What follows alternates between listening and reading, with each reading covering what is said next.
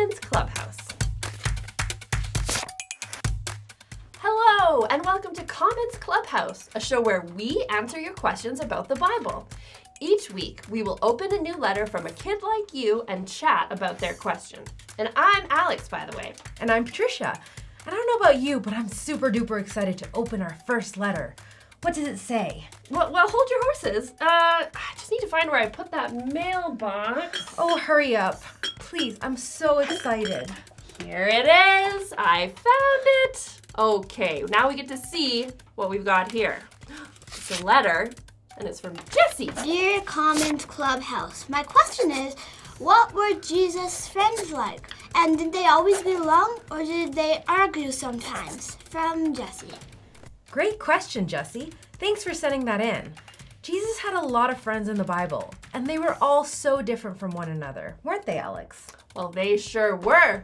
I'm pretty sure a bunch of them were fishermen, like there's Peter, Andrew, James, and John, and then there was Matthew, who was a tax collector, and for the other guys, well, I don't know what their jobs were, but I'm sure they all had very different personalities.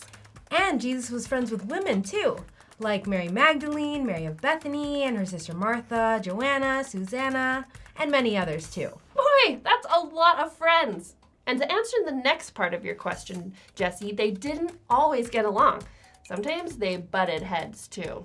That makes sense, since they spent so much time traveling together with Jesus. I remember the first time I traveled with my best friends, spending every day together. It did not take long for us to start getting on each other's nerves. So, what happened with Jesus' friends? Well, I remember this one story when they were traveling with Jesus, walking along the road and arguing while Jesus walked up ahead.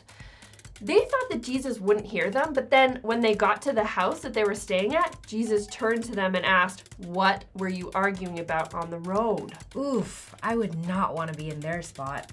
So, what did they say? Well, at first they didn't say anything. They didn't want to admit that they were arguing about which one of them was the greatest. Oh, yikes. That's embarrassing. Well, it turns out they didn't have to say anything because Jesus already knew what they were arguing about. And what he said next is wild. What did he say? He said, anyone who wants to be first must be the very last and the servant of all. What? What does that even mean? Well, I guess it means that the way to be truly great in Jesus' eyes is to actually be humble and to put others before yourself, caring for them the same way that Jesus cares for us. Wow, Jesus was really good at helping his friends grow and learn from their problems, and get along better too. It's hard to be mad when you have a humble heart and are busy trying to care for your friends instead of always wanting to be the best. Exactly. I hope that answers your question, Jesse, and thank you all for tuning into our show.